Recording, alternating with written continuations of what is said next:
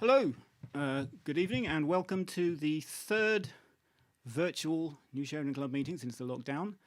I hope you're all bearing up. If we were in the Wheat Sheaf at this point, normally Torquil would shuffle onto the stage and make some announcements about forthcoming events.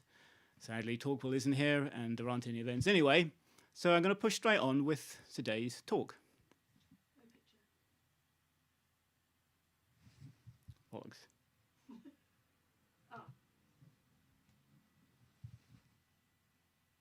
Yes? Yeah.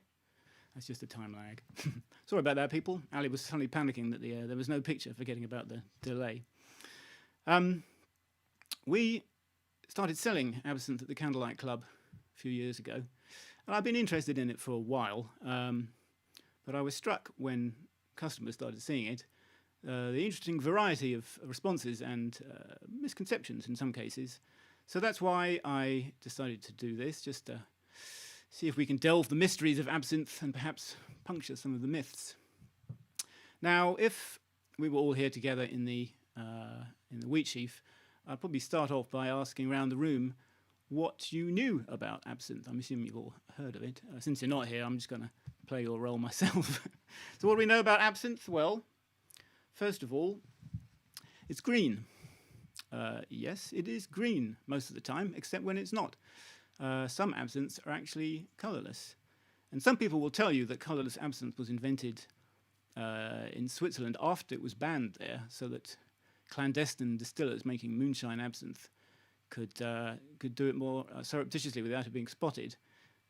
Frankly, anyone who's ever been in the same room as a glass of absinthe, as we are right here now, will tell you that you smell it long before you see it. In fact, colourless absinthe dates long back before the ban. And in France, it's known as the Blanche, and in Switzerland as la Bleue. What else do we know about absinthe? Well, you say, it drives you mad. Does it? Certainly, some people say that, and there was a time when a lot of people were powerfully lobbying that this was the case. I've drunk plenty of absinthe, and I'm just the same as I was before I started. You know, perhaps not that much of a yardstick. But I can reassure you that any absinthe you're likely to encounter today is no more harmful for you than any other alcohol that's about 70% strong. So you can rest assured there. But it's not to say that it's not the same as other alcohols. It's long considered to have a particular quality of its own, but it won't drive you mad. So what else do we know? It's drunk by arty people. Well, it certainly was. There's absolutely no doubt that it was very popular with people like Oscar Wilde, Toulouse-Lautrec, Ernest Dowson, who seemed to have consumed little else. And we know this because of everything that they wrote about it. Does it make you a better artist? Some of the literature suggests that they believe it was. In fact, towards the end, it became a bit of a running joke. There was somebody joking about a particular artist, and they said, sadly, he needs about 7 glasses of absinthe to crack that sonnet, but he never has enough money for more than 6. So it was certainly something that was considered at the time. Does it really make you a better artist? Well, we're having a scientific experiment today to find out. I've sent samples of absinthe to 15 volunteers amongst the New Sheridan Club, and the idea was that they would produce some sort of artwork before this meeting, whilst not under the influence of absinthe, which they've posted to the Facebook event page, so you can have a look at them there. During this meeting, they should consume their absinthe, and then while still under the influence, produce a second artwork, and post that, and then we'll all be able to see for ourselves, completely scientifically, whether after consuming the absinthe they were better artists, whether it somehow unlocked their creativity. So we'll be able to find out. What else do we know about absinthe? Well, obviously, it's illegal. It's not illegal. It was banned at the beginning of the 20th century in most of Europe and in America. It was never banned here, mainly because I don't think it was popular enough for it to be considered a problem. But after it was banned in France and Switzerland, which is where they made it, basically you couldn't get hold of it here anymore, and people just stopped thinking about it. And in time, people came to think that it had been banned here as well, but it wasn't. Also never banned in Spain and a few other places as well. Moreover, nowadays it is legal, and we'll come to the wheres and whys for that later on, but you can rest assured it is legal. I certainly had people in the Candlelight Club convinced that it was illegal, but it's not. Okay. Can you just ask if everyone's okay for sound? Is everyone okay for sound? Ali has asked me to ask. So, whilst we're waiting for those replies, let's talk about what absinthe actually is. Absinthe is a spirit, an alcoholic drink. It's about, the green ones are roughly between 65-72% alcohol. The white ones tend to be about 55. You make it by starting off with a ready-made base spirit. It could be made from grain or grapes or sugar beet or anything. And in that you infuse your botanicals, a collection of herbs, spices, and then you redistill it, which is to say you heat it until the alcohol evaporates, rises off as a vapor, taking with it some of the flavors that it's got from those botanicals, goes through a pipe, you cool it, distill it back into a liquid again. Now, so far, it's been made much the same way as gin. Obviously, gin tastes different because it's got different botanicals in it, but the process is the same. However, with absinthe, certainly with green absinthe, some of those botanicals, the flavors that you want, can't be kept through that distillation process. And those ones are added to the liquor after distillation. I think I'm right in saying that hyssop, it's a common ingredient in absinthe, and I believe that's one of the ones where the flavour that you want won't pass through distillation. It's not that uncommon. To give you an idea, cucumber nowadays is quite a popular botanical in gin, but famously you can't boil it up with the other things and then carry the flavour. So any gin that you come across that's got cucumber in it, that's been added afterwards. Famously Hendrick's, for example. Hendrick's cucumber flavour comes from a concentrated syrup that they buy in and add afterwards. I've tasted it. It's quite nice, actually, if you can imagine what a really intense cucumber tastes like. And so it is with absinthe. And that is why absinthe is green, because the chlorophyll from those herbs added after the distillation leaves its colour behind. Now, in this slide I've got up here now, there's green and there's green. Now, absinthe that's been coloured naturally is a bit like that sample on the right. It tends to be a sort of olivey green. In time, it will maybe go more browny and fade a bit. The one on the left, that's artificially coloured. And in fact, both of these samples are a brand called Lafay, which we'll be hearing more about later on. There came a point about 7 years ago when the guy who makes it, reformulated it. The original version, artificially coloured, and the new version, he found a way to his satisfaction to colour it naturally. And that shows you the difference in colours, which is useful if you're shopping for absinthe. If you see an absinthe that has more of a sort of bluey green to it, it's artificially coloured. Likewise, the colour of natural absinthe is quite fragile. Have a look at this.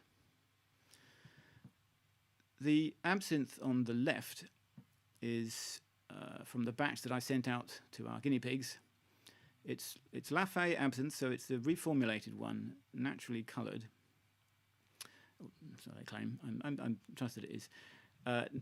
He sells it in a, green absinthe will almost always be in a very dark bottle, and his bottle is actually completely opaque. And when I was pouring out the samples, I had some calls to open the original bottle of the reformulated stuff, which I got in 2013. Yeah, I don't drink a lot of absinthe in practice. I've still got that bottle. And that's the one on the right. And it's been in a completely opaque bottle for the last 7 years, whatever. But even so, the colour has faded away. And I left those two samples out overnight, and in the morning they were both completely colourless. So, yes, the colour of natural absinthe is a fragile thing. So what are these botanicals that go into it? anyone who's ever tasted absinthe will know that the primary flavour you're getting off it is aniseed. But there's quite a lot of ingredients that go into a lot of absinthe, and the defining ingredient is actually wormwood. This is Artemisia absinthium, grand wormwood as it's known. And this is the thing that makes absinthe. Absinthe is the presence of wormwood. Wormwood actually turns up in other things as well. Famously, vermouth always has wormwood in it. In fact, the name vermouth comes from the German Wermut, which means wormwood. It's called wormwood. It's long considered to have medicinal properties. Its name comes from the fact that it was considered to cure intestinal worms, and it's been used for thousands of years to settle stomachs and sharpen the appetite. And I think it's pretty likely that absinthe was born as an attempt to bottle and preserve the medicinal values of it. Other typical botanicals in absinthe, obviously anise, both star anise, green anise, fennel, kind of along the same lines, lemon balm, hyssop I mentioned.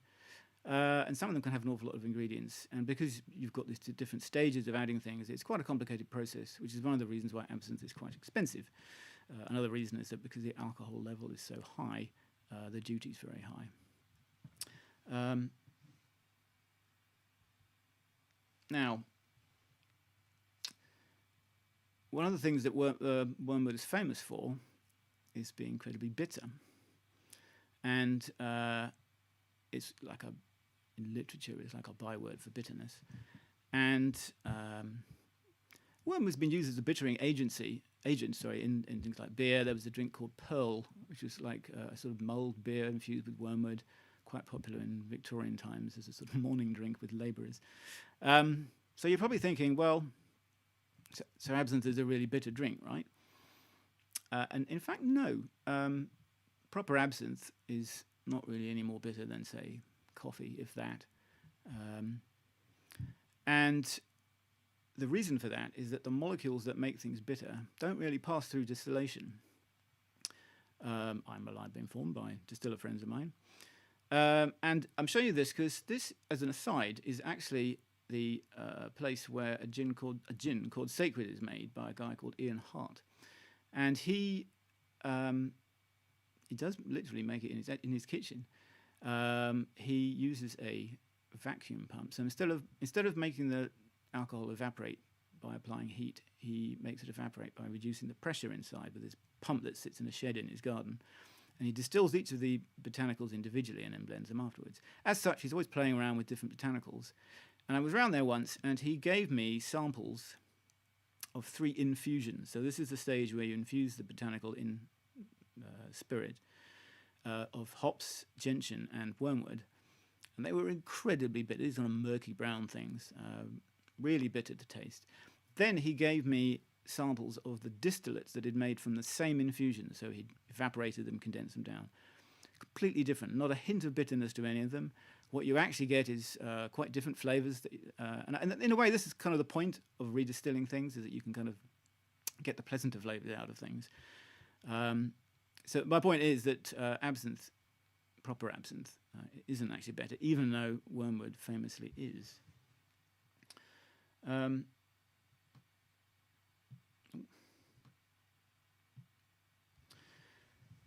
So that's what absinthe is, and I'm going to jump to how do you consume it, mainly for the benefit of people who are sitting at home looking at their sample bottles thinking, what do I do with this? There are plenty of cocktails that have absinthe in them. I'm not going to dwell on that too much right now. But some famous ones like the Sazerac, Corpse Survivor No. 2, and others. But the main way that absinthe is traditionally drunk is just with water. Do not try and drink absinthe neat. It's not intended to be drunk that way. Think of it as a concentrate, like a cordial or something. The reason, don't drink it neat because it's very strong for a start, and the reason it has to be that strong is that it keeps the colour stable. We were saying how fragile it is.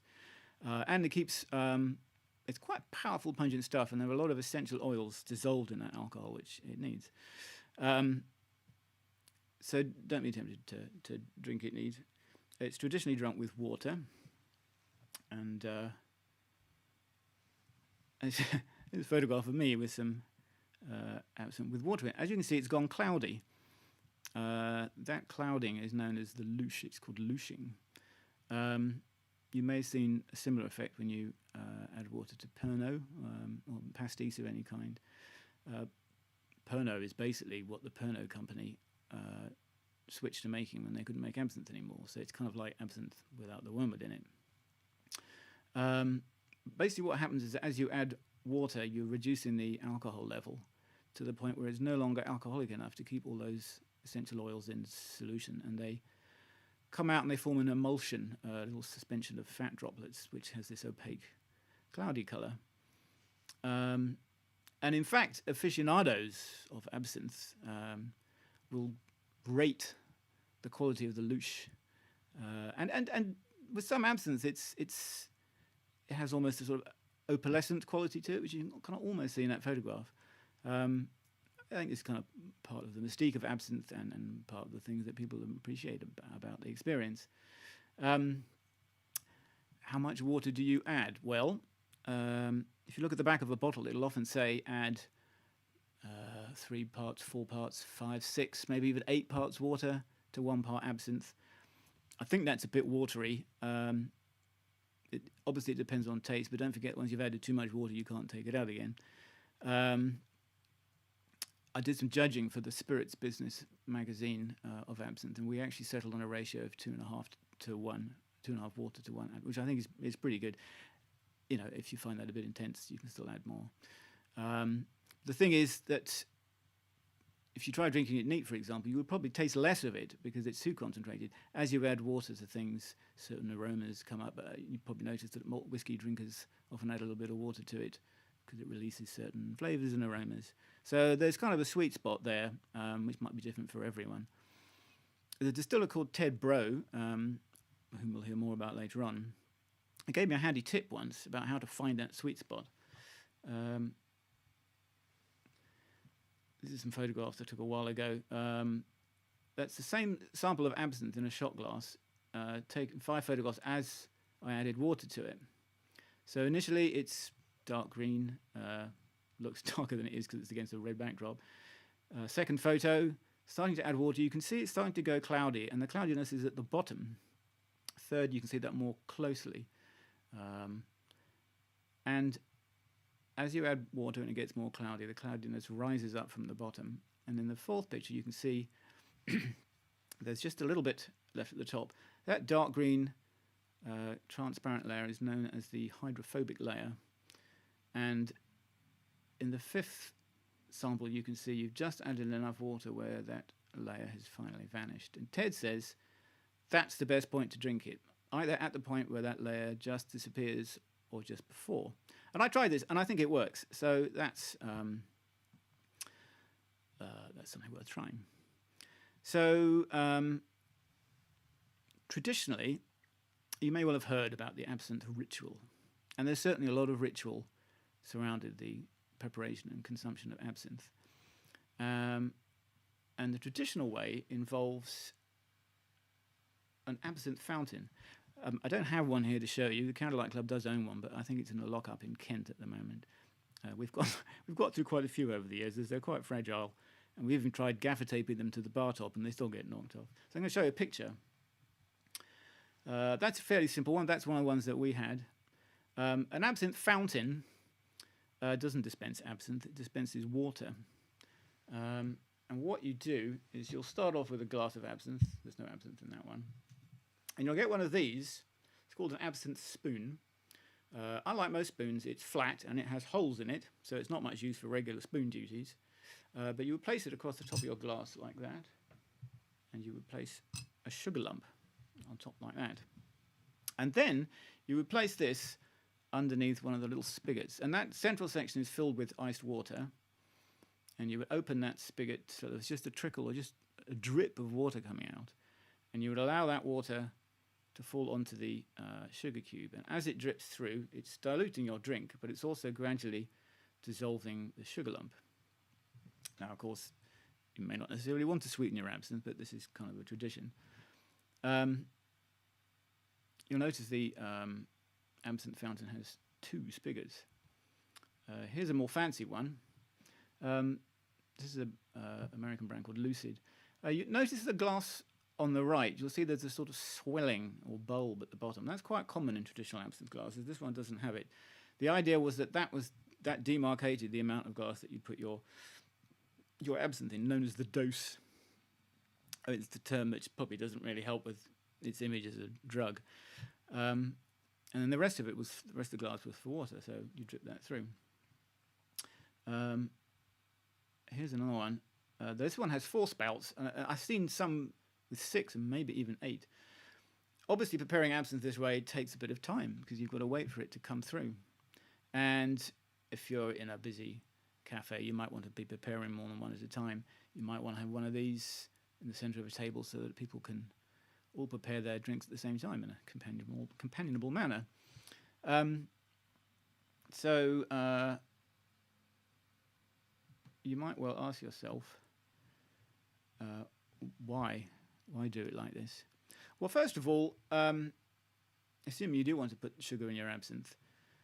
A sugar lump like that, if you put it into a cup of hot tea, it'll dissolve pretty immediately, as we all know. You try stirring sugar lump like that into an ice-cold glass of absinthe, and it's very tough. It doesn't dissolve. So doing it this way is actually a pretty good way of making sure the sugar does dissolve. Well, you just get sludge of crystals at the bottom of your glass.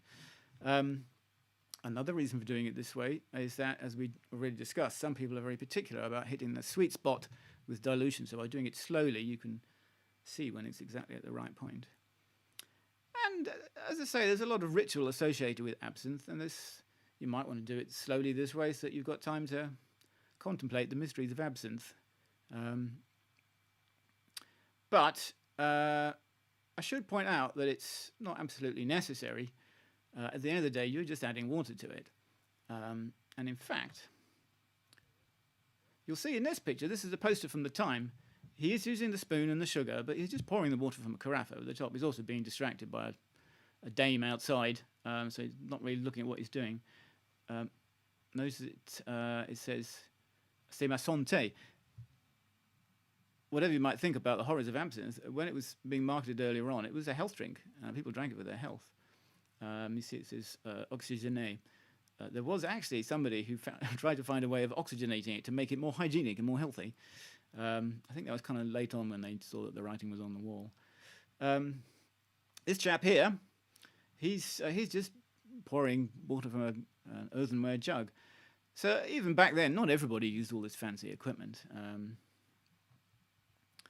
This guy here, again, being distracted by a lady, and while his street urchin is stealing his absinthe. But you can see that he was in the process of simply pouring water into it from a jug. This one here, again, you can see they've got just a carafe. Anyway, you'll notice that these are posters advertising absinthe, and they were obviously quite happy with and keen to associate it with lewdness and wicked behaviour. The picture I used as a sort of thumbnail for this talk of a gentleman in a top hat. I didn't notice it at first, but what's quite interesting is that the girl's drinking absinthe, but in front of her she's got a glass of something else, probably ratafia or something like that. It's his absinthe, so she didn't order it, he did, but he's persuading her to have a drink. So it's a bit more sinister than it at first appears. So the point being that you don't necessarily need an absinthe fountain to do it. This lady here is using an absinthe spoon and sugar, but she's obviously getting the water from a leaky gutter or something. So the world's your lobster. Also, look at this. This is I thought it was fun because it's a poster for an instructive play about absinthe. Quite negative, I expect. I haven't seen it. But then I noticed that his glass has another glass contraption on top of it. I can't quite see it. I think it's something where it's perforated on the bottom and you put like crushed ice in the top, and as that melts, it drips down and dilutes your absinthe. This is like a sort of one-person alternative to an absinthe fountain. Here's something you can buy these now. This one I think is vintage. You put water in the top, and at the bottom is a kind of like a seesaw flat paddle thing, which kind of regulates the drip of water out, like a sort of water clock or one of those things. Bizarre. There's a lot of gimmickry and gadgetry associated with absinthe, a lot of fetishism about it in a way. I think that tells you something quite a lot about it, culturally speaking. But yeah, none of this stuff is very necessary. But you will find, time and time again, the idea that you can do it right or you do it wrong. You read about a neophyte will come in and not quite dilute it right, and the old lag will sweep it away, say, "No, you've ruined it, start again." And apparently there were absinthe professors, old lags, who'd hang around in absinthe bars, itching for a chance to show a neophyte how it's done in the hope that they get a free drink out of it. And even if you're just pouring water into it from a jug, you read about, time to prepare the absinthe, get so-and-so, he's an expert. And I think the idea was to pour it like from very high in a long, thin stream, as if this somehow made it better or something. So yes, there's a lot of voodoo. Now, one thing you shouldn't do with absinthe is set fire to it. The idea of the absinthe fire ritual, there's no history to it. It was invented in the 90s. As absinthe was beginning to make a comeback, some crafty marketers thought to themselves, well, if we're trying to sell absinthe to club kids, we're not going to get them to sit there dreamily while their absinthe prepares to a fountain. So they came up with this. The idea is that you soak a sugar lump in absinthe, and you set fire to it, and you watch as it kind of caramelizes a bit, and then you drop it into the absinthe and stir it where it doesn't dissolve. It sets fire to the absinthe, and then you chuck water in to douse it. Completely made up, potentially dangerous. I don't know where it came from. Some people say it kind of harks back to sort of frat house rituals and things. I often wonder whether it comes from sambuca, which is an Italian liqueur that's traditionally served, but you put a few coffee beans floating on top and set fire to it. And I say that because sambuca is also anise flavoured, so maybe that's where they got the idea from. Now, so I think one of the reasons why many people think that there is fire involved is this scene from the movie From Hell, where Johnny Depp's character prepares a snifter in the bath, and he does it like this. So he has the spoon and the sugar, but he pours the absinthe into the glass over it, spilling half of it down the side, you'll notice. Then he sets fire to the whole thing, although he knows that it blows itself out first of all, and he has to light it again. The addition of of lorddom, it's not traditional, but whatever floats your boat. Then he tips the sugar cube into the absinthe, stirs it a bit where it completely fails to dissolve, as you can see, and then he proceeds to drink it neat. So this is a weird combination of things. Just don't try that at home. No one's ever drunk absinthe that way in real life, but I think it has created a lot of strange myths about absinthe. So that's what it is, and that's how it's drunk. And you think to yourself, well, if there's so much cultishness about it, so much enthusiasm, why did it get banned? A potted history of absinthe. Although wormwood drinks have been drunk for thousands of years, absinthe, as we understand it, goes back to traditionally 1792, when a French aristocrat fleeing the revolution moves to Switzerland, where this is where a lot of wormwood grows wild, and he started tinkering and allegedly came up with, the guy's name was Pierre Ordinaire, and he invented what we know as absinthe. There's a couple of sisters, the Henriot sisters. Some people say they did it before him, others say he gave them the recipe, whatevs. And then along comes a guy called Captain Dubier, I think his name was. And he liked it so much, he found it was medically efficacious. He had the idea to start manufacturing it. And so he bought the recipe off the sisters. And it went into production. And in 1797, his daughter married a chap called Henri Louis Pernod.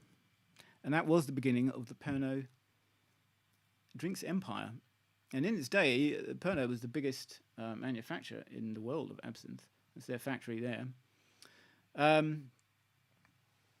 it may well have remained a local delicacy if it weren't for the French colonial wars in North Africa in the 1830s and 40s, I think. The soldiers there were issued with absinthe to ward against malaria and to purify their drinking water. It was still, health tonic. And apparently it worked so well that pretty soon it was issued to French soldiers everywhere. And like a lot of these things, they developed a taste for it. And it's often the case that the soldiers lead fashions, and pretty soon the smart, well-to-do people had developed a taste for absinthe as well. They were, the bourgeoisie. And it became fashionable to drink absinthe in what became known as the green hour. Between the end of work at 5 and before you went off to supper, you sit in a cafe, drink an absinthe to sharpen your appetite, and then off you go. So far, so good. It was still being regarded as a health drink, drunk by fashionable people. Bear in mind that it was something that they drank for a particular reason at a particular time. They wouldn't have an absinthe session. They'd have one before supper, and off they go. But what the fashionable people do tends to trickle down, and it was when the working classes started drinking absinthe that those in power started to worry about it, and absinthe started to become quite popular. It's Degas' famous painting, the Absintheuse. The fact that she's a woman is not accidental. People didn't mind absinthe until it started being drunk widely by the working classes who were supposed to be working, and by women. In fact, some people regarded absinthe as a bit like syphilis. It was something that men picked up and then passed on to their wives. And pretty soon, the French were drinking, huge amounts of absinthe.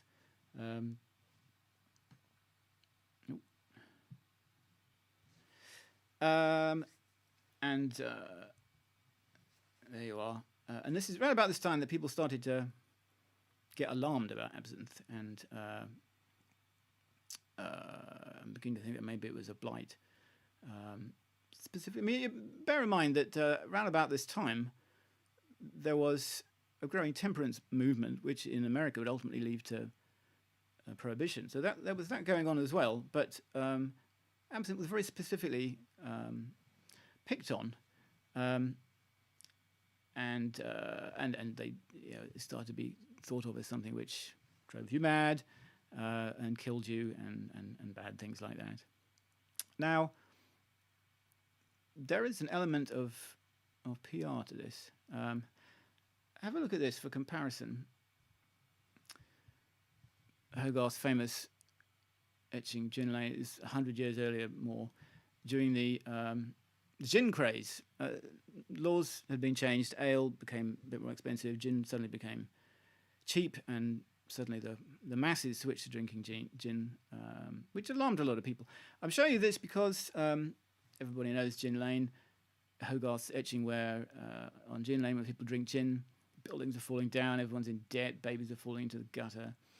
But in fact, it was part of a pair of drawings, the other of which is this one.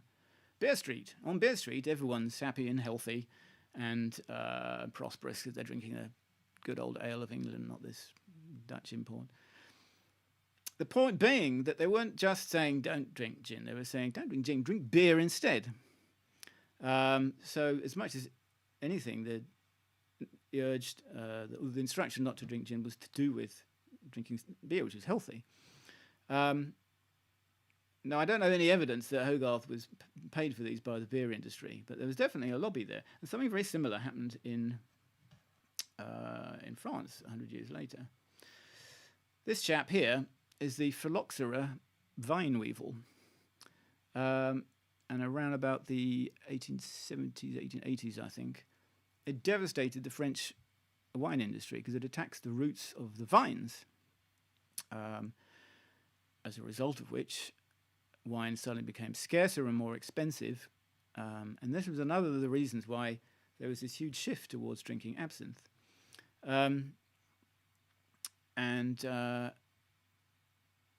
As wine became more expensive, absinthe became cheaper. Now, absinthe became cheaper partly because the demand was there and less scrupulous producers found industrial ways to manufacture it.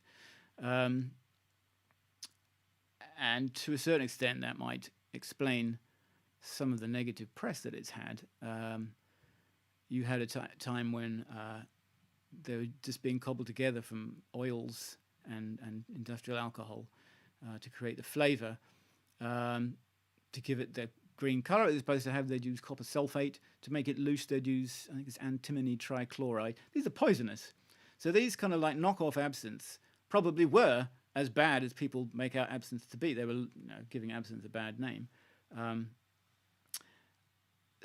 it meant the price was lower, a bit like in the gin craze, really crap, cheap gin being sold. At the same time that wine, the traditional French drink, was becoming less available. So this kind of explains a lot of the shift. But the wine industry eventually solved its problem. I think I'm right in saying that they discovered there were some vine species, varieties native to South America, which seemed to be resistant to it. So they imported those, and they took the roots of those and they grafted on their traditional French varieties onto the resistant rootstock to produce a sort of hybrid that was resistant to the Weevil, which only attacks the roots. So they solved that problem, and those vines are still being used to produce wine today. So they solved their problems, but then once they'd done that, they realized they were coming back into a market where everyone had switched from wine to absinthe.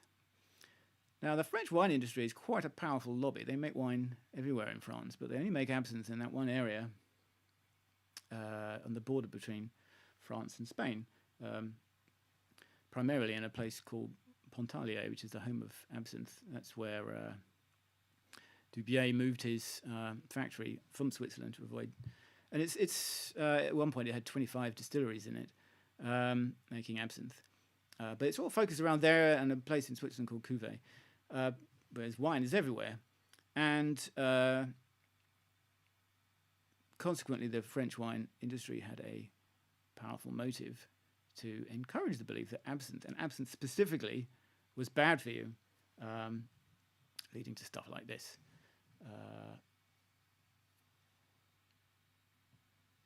The Peril Vert. So with all that sort of lobbying power, things were looking pretty bad for absinthe. And it kind of reached a head in August 1905 in Switzerland, where a man called Jean Lanfray drank 2 glasses of absinthe and promptly shot his wife and 2 daughters, driven to that by absinthe. He did drink 2 glasses of absinthe. He also drank quite a lot of other things. In fact, he drank 2 glasses of absinthe before going to work. Then he had a crème de menthe and a cognac. And then at lunch he had 6 glasses of wine. Back to work he had another glass of wine and a coffee with brandy in it.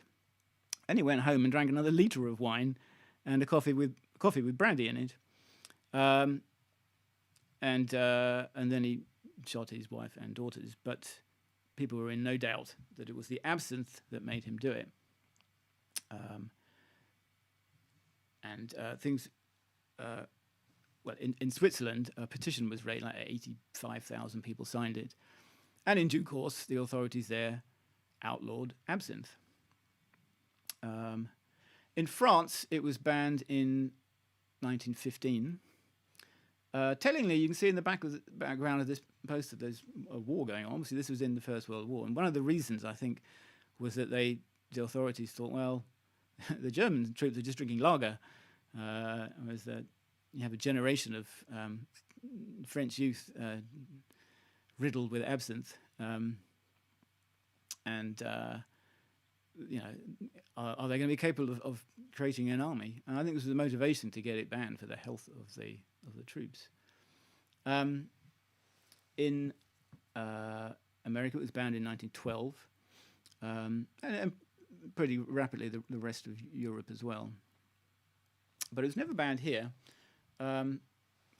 This is a photograph of a chap called Victor Burlemont in his pub, the York Minster, in 1939 in Soho. That pub went on to become the French House. But my point is, in 1939, he's quite happily preparing absinthe there with his absinthe fountain and his absinthe spoon. And that's how absinthe came to be banned. It was a bit of a scapegoat. Some of the dodgy ones were probably genuinely dangerous. And that was that. It was never banned in Britain. It was never banned in Spain. And I believe that through most of the 20th century, you could go to Spain and find absinthe if you knew where to look.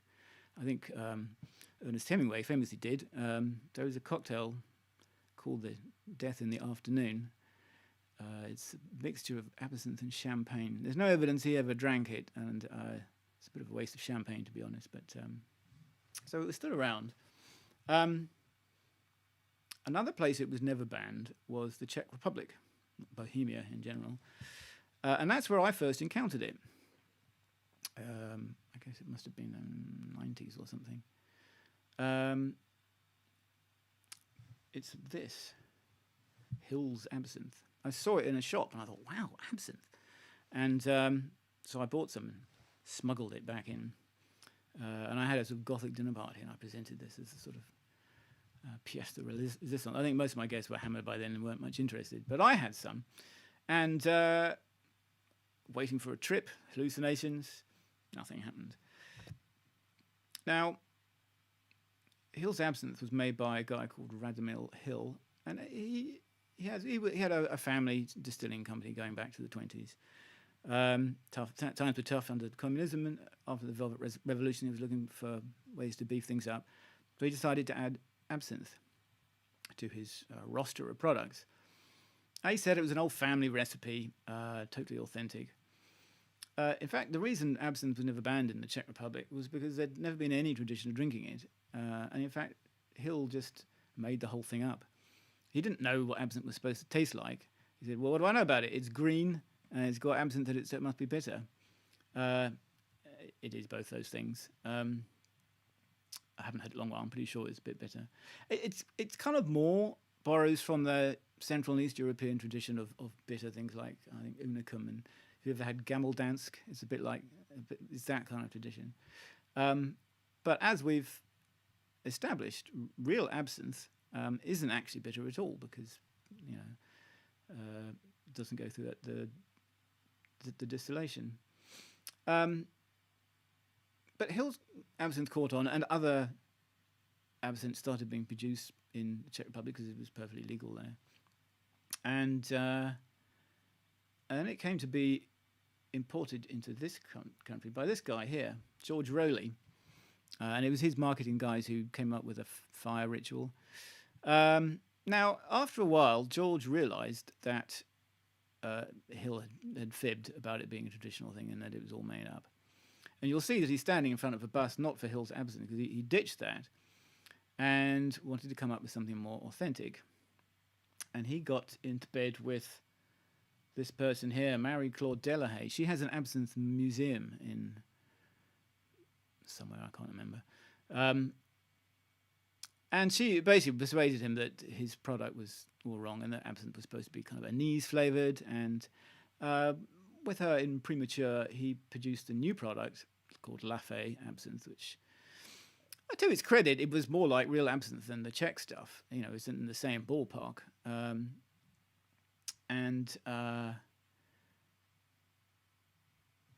As I say, afterward, as absinthe became more popular, lots of people started, and there were lots of brands that now being crept up in America and Germany in particular. They seem to be quite keen on it, and it's one of those things a bit like hi-fi and football, I imagine, where I saw invariably blokes kind of get very nerdy about it and have very strong opinions about what's correct and authentic and whatever. And George Rowley came in for a lot of stick because they said his absinthe was fake. There's some debate about that. Certainly the colour was fake, and he eventually changed that. And as I say, eventually he reformulated, and his current product, which is the one that I sent out in samples, it's not the greatest, but it's probably a pretty good value. It's about £43 a bottle, which for absinthe is pretty cheap. I mean, 60, 70 is more common. And yeah, now there are lots of absinthe around. So you're probably thinking to yourself, okay, but wasn't it banned?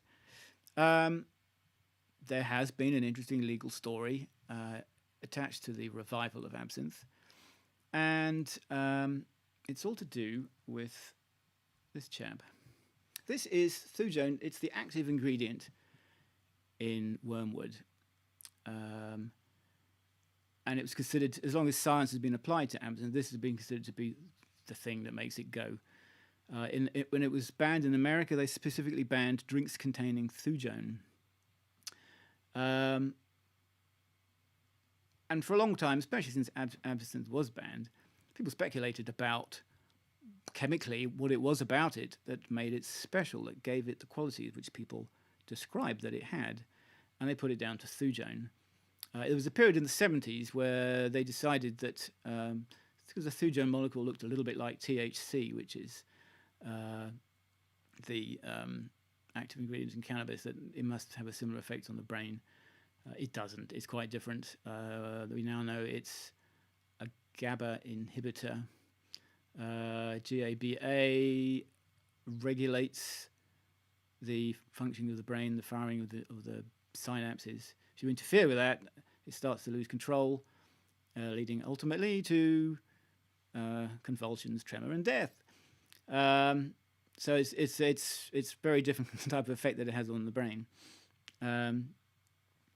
Now, thujone also occurs naturally in some things like sage and tarragon, I think. So under EU laws, you couldn't really ban thujone completely. But in 1988, an EU directive on the use of flavourings specified that a drink couldn't have more than 10 micrograms per litre of thujone.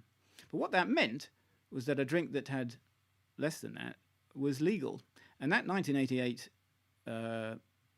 ruling effectively cancelled all previous food-related rulings. So basically, somebody realised that the absinthe bans had been cancelled because all those countries were now part of the EU.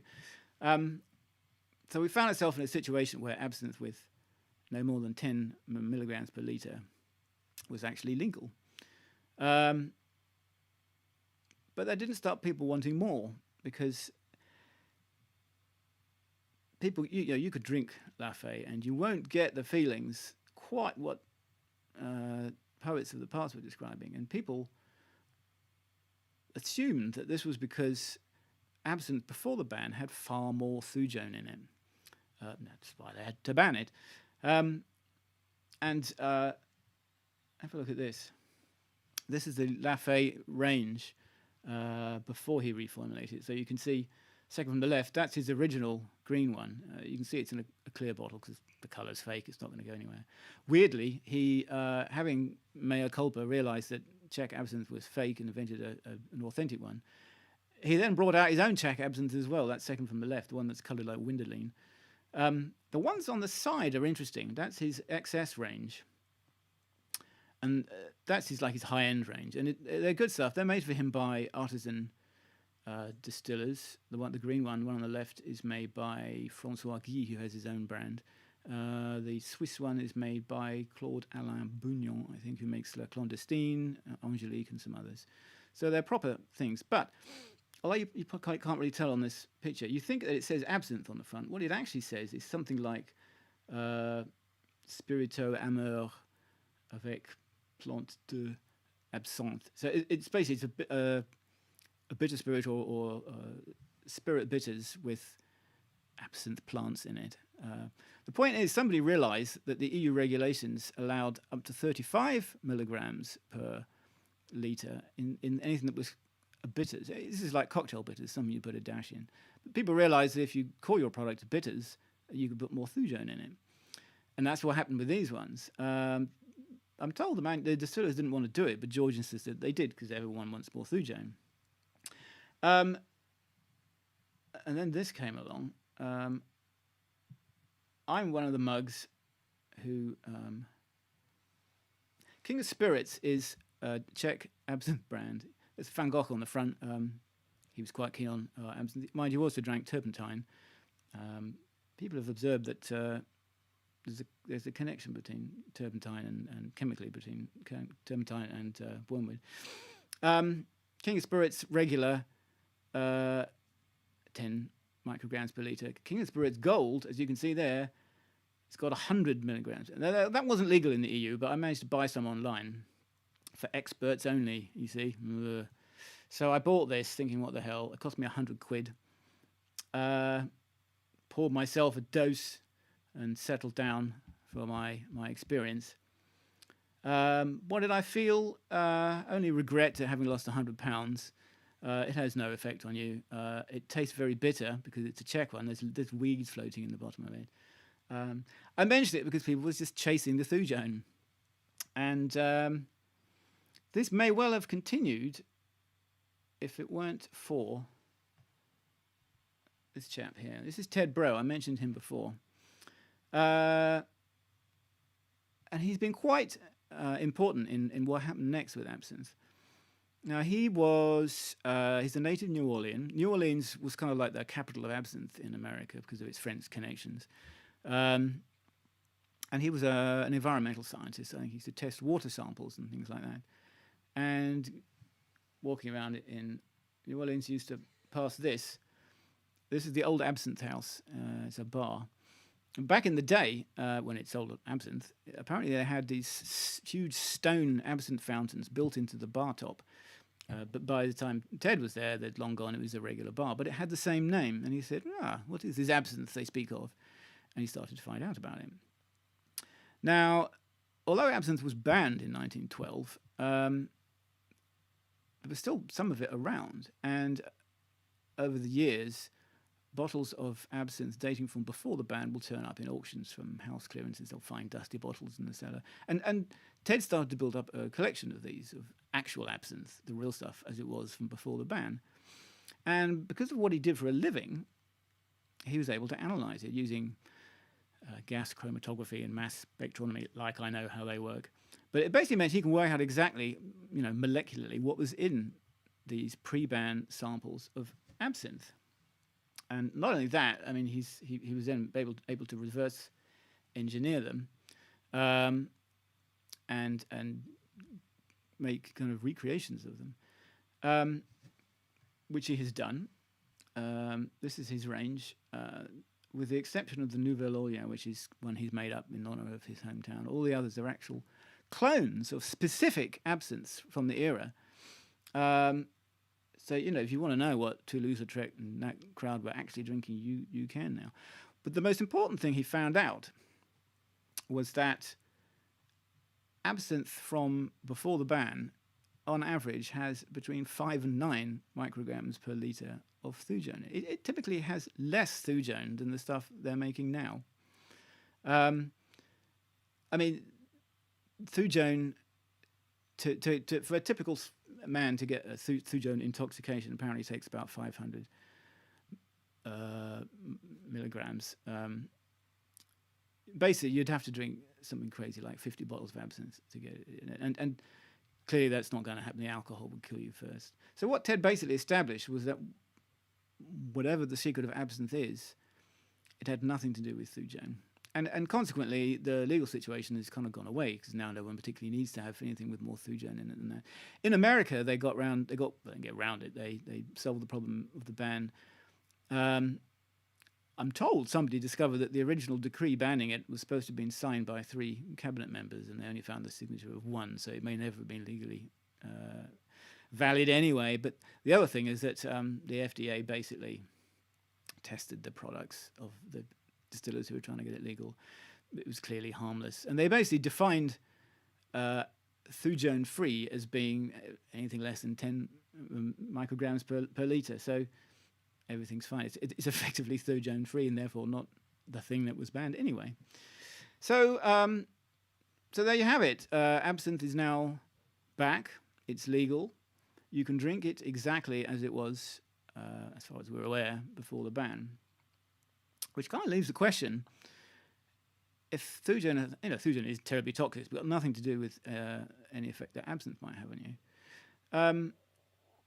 Which leaves the question as well: what effect does it have? And there, well, our guinea pigs at home, I hope that as we're doing this right now, we'll be establishing whether the absinthe has had any effect on them. This is the popular image of the green fairy inspiring the poet.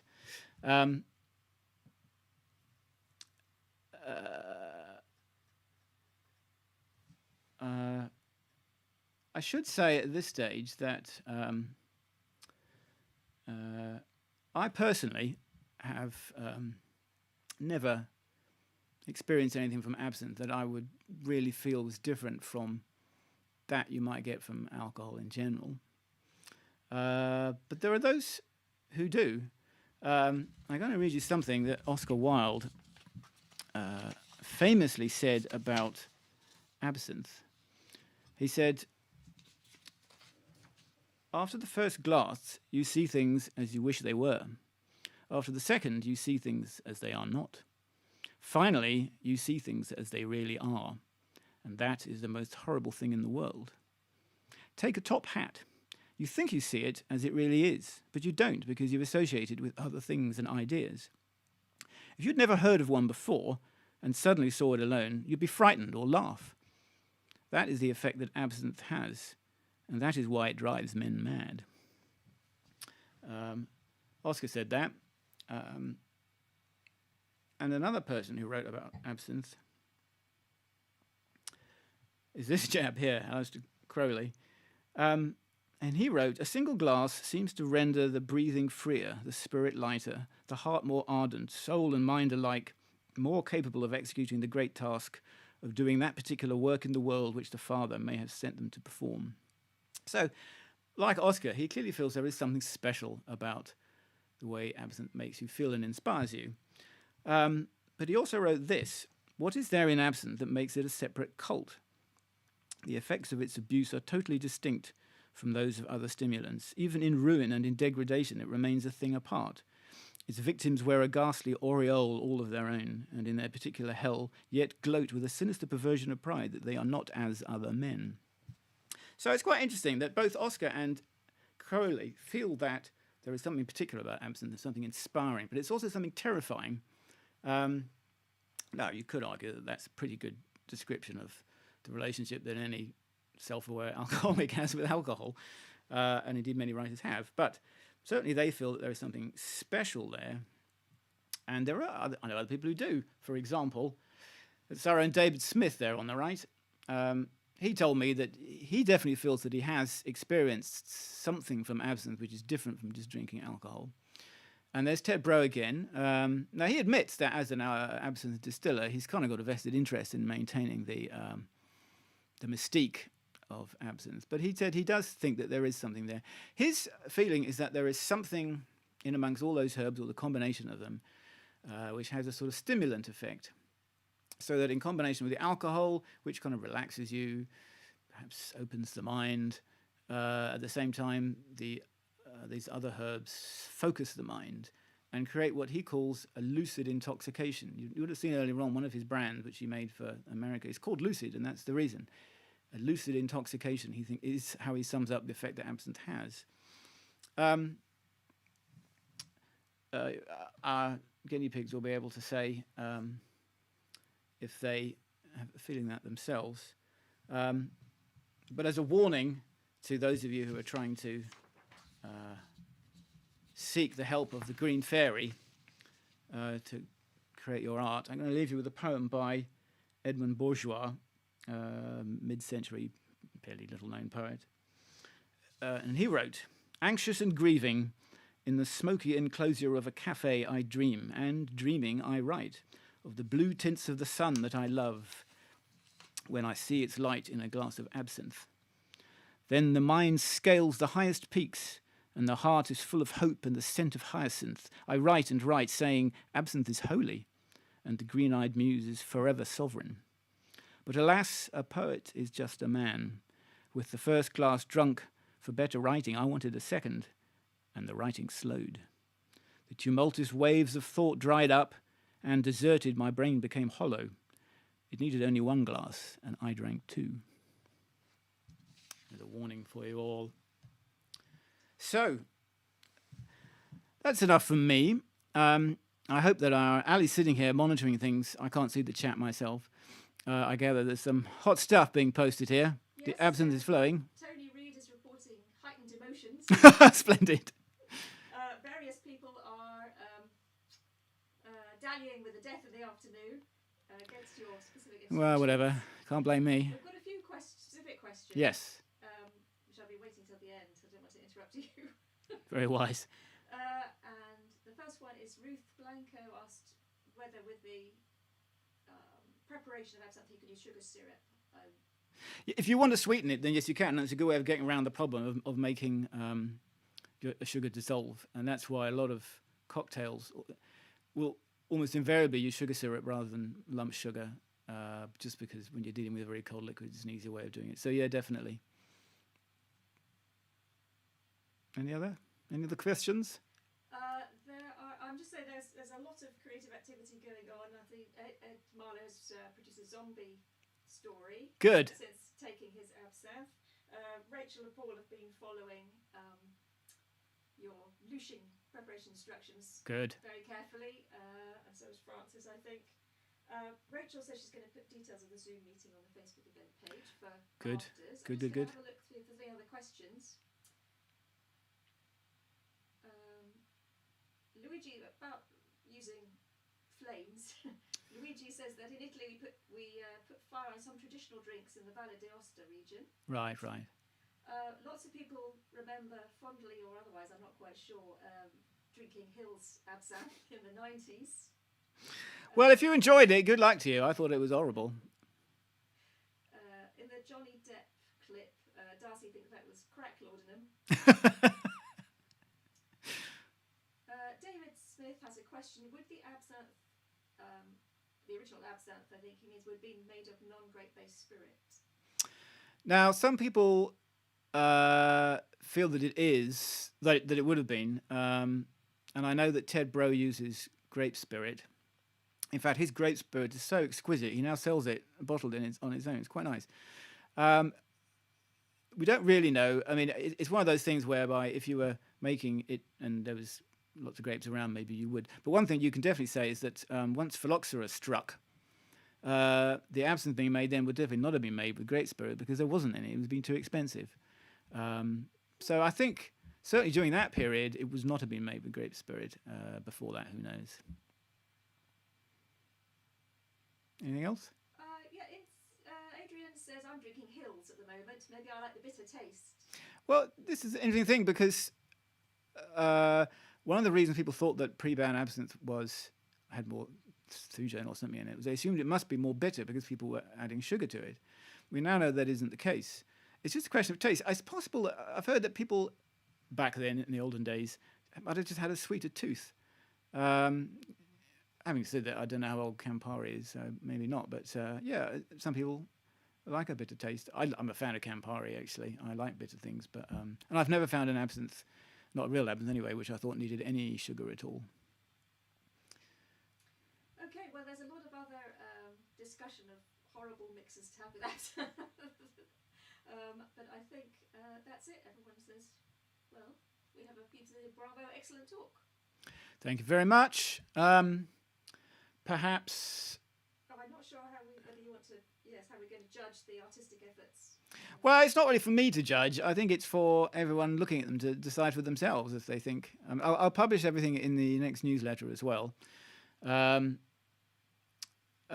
really, I think you can decide for yourself, and perhaps our guinea pigs themselves can decide whether they felt more inspired whilst sozzled with absinthe.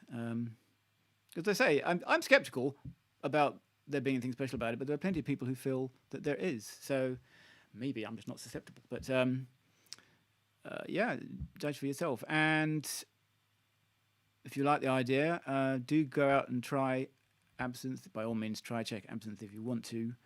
But do try some proper absinthe. Ted's stuff is great. It's not cheap. I think it's a good 70 quid a bottle or something. But if you want to know what they were drinking before the ban, it's a good way to find out. Okay, so maybe we can go over to Zoom, and I'll wind up this talk for now. Thank you very much for joining me. I hope you've enjoyed it. I hope technically all works okay. I don't know what's going to happen next month. We'll work something out. Okay, see you everyone. Bye.